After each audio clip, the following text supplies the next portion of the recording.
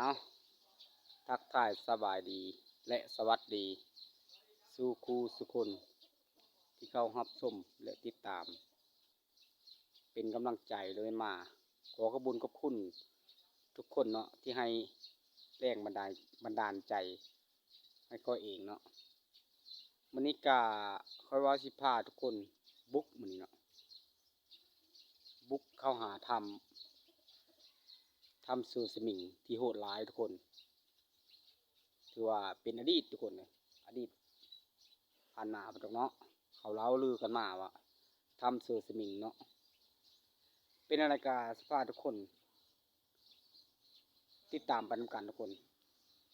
ทำสื่อสมิงเป็นบันไดเนาะมันจะเป็นแบบใดเนาะถือว่าใกล้ชั้นใดก็ค่อยกสิพาทุกคนไปทีละทุกคนเนาะเอาแล้วก็ไปนำกันทุกคนเอาไปรอลุ้นนำกันทุกคนเนาะเอาถือว่ามาโหดใกล้จะโหดทำนะทุกคนเนาะสีเวบอลที่ซื้อสิมิงอาศัยน้ำหับประทานเนาะถือว่าบริเวณนี้ก็เขาเจ้าก็เฮ็ดให้ศูนย์จะได้ทุกคนเนาะสิ่งที่ว่าซื้อสิมิงผ่านมาเนาะประมาณ50-60 ปีหลังขึ้นมาเพราะเนาะผ่านมาว่าไงซะนี่เนาะก็ถามทุกคนเนาะก็ถามสิ่งที่ซื้อสิมิงอาศัยลงมากินน้ำอยู่นี่เนาะถือว่าตอนตะกี้ล่ะน้ำบ่แห้งเนาะ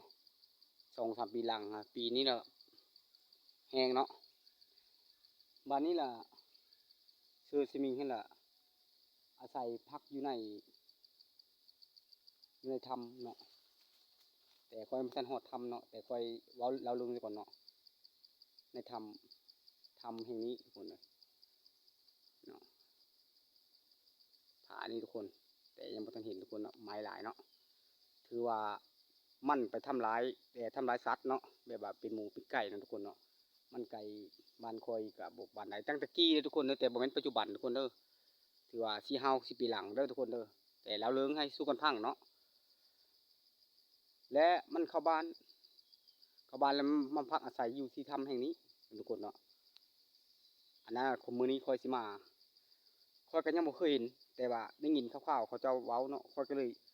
สิมาเบิ่งมาส้มทุกคนเลยเอาแล้วก็พาทุกคนเข้าไปส้มอยู่ในบริเวณถ้ำเนาะทุกคนถือว่าไกลจะหอดทุกคนไกลจะหอดอันบริเวณปากถ้ำทุกคนถือว่าสถานที่ทางเข้าทุกคนถือว่าผานี่ก็สูงสั้นทุกคนแต่ขึ้นได้ทุกคนขึ้นได้เนาะบนผาแห่งนี้ขึ้นได้แต่สูงทุกคนก็ขึ้นมาได้ขอยอมถือบริเวณอยู่ในสถานที่ทำทุกคนเดี๋ยวนี้ก็แดดทุกคนประมาณ10 นาฬิกา10 โมงเนาะ10 โมงเช้าเดี๋ยวประมาณ9 โมงเย็นทุกคนเอาแล้วก็โอ้หินต้นงามทุกคนย้อยงามดีทุกคนแล้วก็เข้าไปชมบรรยากาศข้างในทุกคนถือว่าบริเวณทางเข้าทุกคน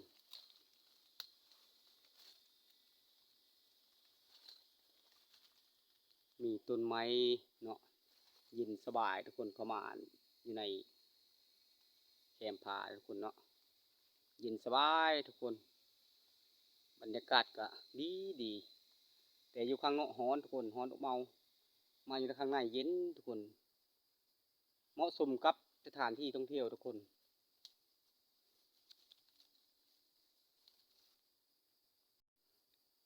ถือว่าเข้ามาบริเวณอยู่ในแคมป์ผาอันนี้ปากถ้ำน้อยทุกคนพอสิเลาะไปเบิ่งทางขวามือคอยเนาะเข้าไปเบิ่ง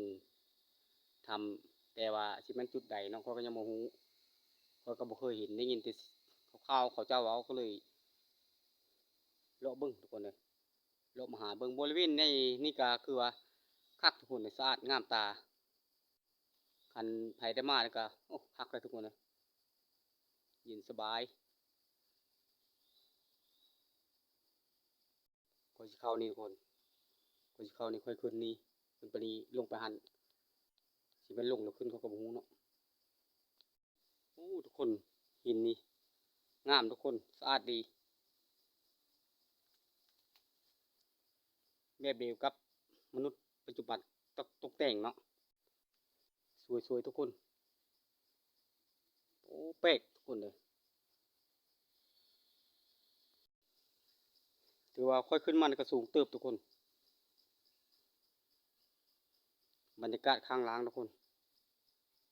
เดี๋ยวนี้ค่อยยังอยู่ประมาณทางทิ้งทุกคนเนาะอยู่แห่งใดเนาะทำเสือซิมิงกันเนาะแต่ยังไม่เห็นอยู่ทุกคนพากันตามหาทุกคนเนาะ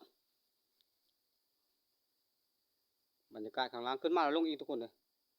ขึ้นกับลงก็ซ้ำเดียวทุกคนสำคัญนะทุกคนเนาะเจอได้ทุกคนแม่นจะบอกเนาะใส่ไม้หรือไม่ใส่เอาขึ้นไปเพิ่งทุกคนแม่นจุดนี้หรือบ่เนาะทุกคนเนาะกำลังคอยกับบ่ฮู้ทุกคนทำเสือสมิงคือสิเมนทุกคนแม่นก็ยาเขาสิเลาะไปจุดขี้ทุกคนบริเวณนี้ก็เขาเจ้ามาพักส้มพักนั่งเย็นทุกคนเวลาหอนยำคนมันเนาะบรรยากาศข้างถึงทุกคน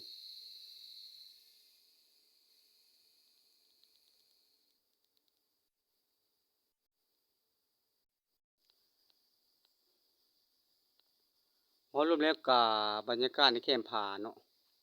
ถือว่าคักทุกคนนี่น่าชื่นชมน่าเป็นสถานที่ท่องเที่ยวเพราะความจริงเนาะบริเวณแคมป์ผาคอยสีแกว่ง360 องศาให้ทุกคนได้เห็นทางเส้นนี้ค่อยมาวันนี้ค่อยสิกลับเดินไปตามแคมป์มันทุกคนเนาะแต่ยังบ่เห็นอยู่ทำนะทุกคนบ่เห็นก็จะว่ากันทุกคนเลยเพราะก็ได้ยินคร่าวๆบ่เห็นคลิปนี้ก็คลิปหน้าเนาะทุกคนเนาะหรือว่าอันนี้บ่ทุกคนเนาะ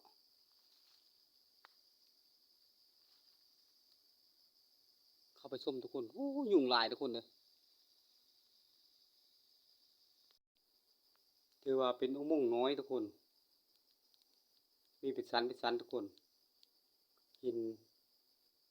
ในหน้าผาสวยสดงามทุกคนมีหินงอกหินย้อยทุกคนเนาะข้างนอกข้างนี้ยังบ่มีปานใดทุกคนแบบธรรมชาติทุกคน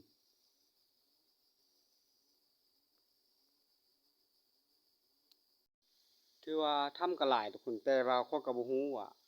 สิเป็นถ้ำอันใดเนาะถือว่ามีแต่ถ้ำกับถ้ำทุกคนแต่ถ้ำบ่เลิกทุกคนเลยสิเห็นหรือบ่เนาะถ้ำเสือสิมิงเลาะเล็บไปนำกันทุกคนมีหินที่แปลกประหลาดก็มีทุกคนก็คือว่าเนาะมันสวยสดงามอยู่แล้วประเภทที่ในคาแคมป์ผาทุกคนเนาะทางก็สะดวกทุกคนเดินสะดวกสบายแต่ทรงนี้ข้อยก็บ่คักปานใดยุงมันเยอะทุกคนยุงเยอะจริงๆว่ะโอ้โหทุกคนหินสวยมากทุกคนข้อยสิบุกเข้านี้ทุกคนนะหรือสิมีทางเข้าหรือบ่เนาะลุ้นไปนำกันทุกคนหินหน้าสวยงามทุกคนเบื้องนี้แหละสวยบ่สวยก็เบื้องนี้ทุกคนข้อยคิดว่าสวยงามทุกคนเนาะขึ้นไปนำกันทุกคนบืนคุดขึ้นทุกคน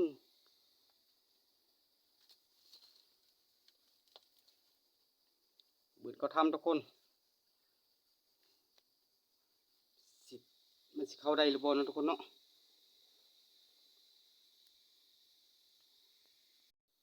มือทุกคนคมบ่แห้งทุกคนไผ่บ่แห้งทางเข้าทุกคนทางเข้ามีเข้าลึกอีกทุกคนเข้าบ่ได้ข้อยก็สงสัยเพิ่นจะเขาจะอาจจะเข้ารูนี้ไปเข้าในบ่เนาะยังประมาณ10 กว่าเมตรทุกคนอาจจะเข้าถึงไผข้อยก็บ่ถึงทุกคนถือว่าข้อยมาซื่อมาทำซื่อสิ่งซื่อที่โหดร้ายนี่ก็มันเป็นอดีตทุกคนแต่บ่แม่นความจริงบ่แม่นคู่มือนี้ว่างั้นซะเนาะแต่ว่าเป็นหยังข้อยจะมาเข้ามา อยากให้ถ่ายมาถ่ายให้ทุกคนได้ชมได้เบิ่งเนาะได้เห็นสิ่งที่บ่ฮู้ก็ให้ฮู้เนาะว่าง่ายซะอันนี้ค่อยก็ขึ้นอยู่ในปากถ้ำทุกคนอันนั้นข้างหลังเนาะเอาเราเลยไปนํกันทุกคนหินตัวนี้ก็งามทุกคนสวยงามทุกคนสวยงามล้ำค่าสะดุดตาเหมือนมนุษย์ปัจจุบันตกแต่งใดเนาะคือจุดนี้ทุกคนเป็นถ้ำเสือสมิงถ้ำที่เขาล่ำลือมาอาจจะแม่นทุกคนนะถือว่าเขาก็บ่ได้อยู่ลึกอยู่ค่ำทุกคนเลยแบบว่าอยู่บ่อนสบายก็คือว่าแล้วเนาะทุกคนบ่เห็นทุกคนบ่เห็นปากถ้ำนี่ไงแบบนี้ทุกคนขึ้นไปนี่ทุกคนขึ้นไปส้มบริเวณปากถ้ำตัวนี้ทุกคนกว้างขวางแต่บ่ลึกทุกคน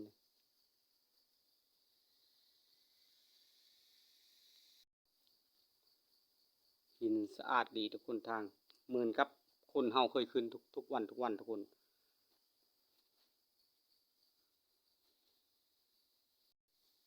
สถานที่นี้เหมาะสมกับนางลินทุกคนเมืองคนสินางลินบุญทุกคนเนาะถือว่าเมื่อยทุกคนนะยุ่งก็เยอะทุกคนยุ่งหลายถือโคมมากกับไปโคมเบิดก็เลยบ่ได้เข้าไปสายกันสายไพอ่อนทุกคนแต่ว่างานซะเนาะเอาเราเล่นปันทุกคนกำลังเมื่อยอยู่ทุกคนเลยบริเวณข้างนอกทุกคนอันนี้คือการที่อยู่ในถ้ำน้อยๆเนาะทุกคนเนาะถ้ำเสือสมิงทุกคนแต่บ่เห็นเป็นทุกคนคือว่าแล้วก็การนี้คร่าวๆแหละก็เลยถ่ายบรรยากาศให้ทุกคนได้เห็นก็คือค่อยว่าผ่านมาแหละเนาะสิ่งที่เคยฮู้ว่าง่ายซะเนาะเลาะกันไปว่ากันไปทุกคนโอ้หินก้อนนี้ครับทุกคนตัวอะไรก็ไม่รู้ทุกคนถือว่าบริเวณตามเข้มผานี่ก็คักทุกคนเหมาะสมกับสถานที่ท่องเที่ยวกว้างยาวยืดทุกคนเลยอันนี้ก็คือถ้ำมีทุกคนบ่ได้เข้าทุกคนบ่มีไผ่และไผ่เบิดแล้วทุกคนมีแต่เดินไปตามเข้มผาตลอดทุกคนเนาะบริเวณทางนั้นทุกคนถือว่าเมื่อยทุกคนมากคนเดียวคือเก้าทุกคนเลยลุยคือเก้าบุกคือเก้าคนเดียวไม่กลัวว่ะครั้งนี้ไม่กลัวสิ้นแล้วว่ะเจอถ้ำกว้างถ้ำใหญ่เลยทุกคนแม้นถ้ำอันนี้บนทุกคนเนาะที่เป็นถ้ำมันเสือสิเมงอยู่โอ้สวยงามอลังการทุกคนเอาเข้าชมกันทุกคนเป็นลูกเข้าไปในไปทุกคนเข้าไม่ได้คือเก่าภายไม่มีคือเก่าทุกคนแปลกเบิด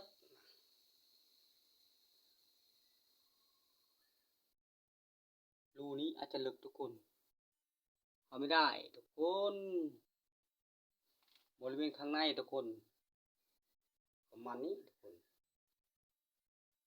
สงสัยอัดจุดนี้แหละเพื่อทำเสือสมิงทุกคน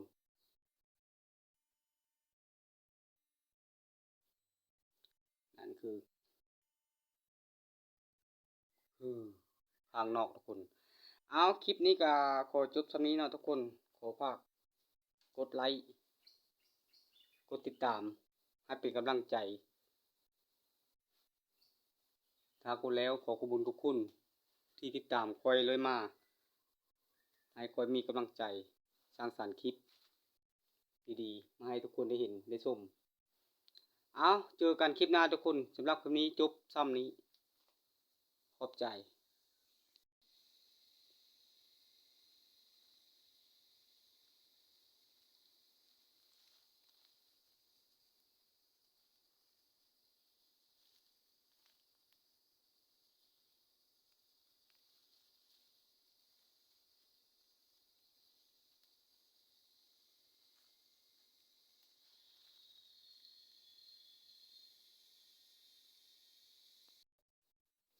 โอ้ งามทุกคนสวยสดงามดีน่าประทับใจทุกคน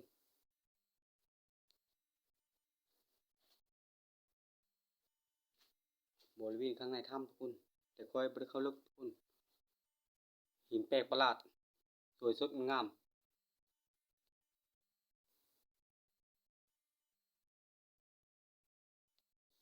มืดทุกคนคมบ่แห้งทุกคนไฟบ่แห้งทางเข้าทุกคนทางเข้ามีเข้าลึกอีกทุกคนเข้าบ่ได้ค่อยก็สงสัยเพิ่นจะเขาจะอาจจะเข้ารูนี้ไปเข้าในไว้เนาะยังประมาณ10กว่าเมตรทุกคนอาจจะเข้าถึงไผค่อยก็บ่ถึงทุกคนถือว่าค่อยมาซื้อมาทำซื้อสิ่งซื้อที่โหดร้ายนี่ก็มันเป็นอดีตทุกคนแต่บ่แม่นความจริงบ่แม่นคู่มื้อนี้ว่างั้นซะเนาะแต่ว่าเป็นหยังค่อยจะมาเข้ามาอยากให้ถ่ายให้ทุกคนได้ชมได้เบิ่งเนาะได้เห็นสิ่งที่บ่ฮู้ก็ให้ฮู้เนาะว่างั้นซะอันนี้ค่อยก็ขึ้นอยู่ในปากถ้ำทุกคนอันนั้นข้างหลังเนาะเอาเรารีบไปนำกันทุกคนคือว่าจุดนี้ทุกคนเป็นถ้ำเสือสมิงถ้ำที่เขาล่ำลือมาอาจจะแม่นทุกคนนะถือว่าเขาก็บ่ได้อยู่ลึกอยู่ค่ำทุกคนนะแบบว่าอยู่บ่อนสบายก็คือว่าแล้วเนาะทุกคนบ่เห็นทุกคนบ่เห็นปากถ้ำนี่ไงแบบนี้ทุกคน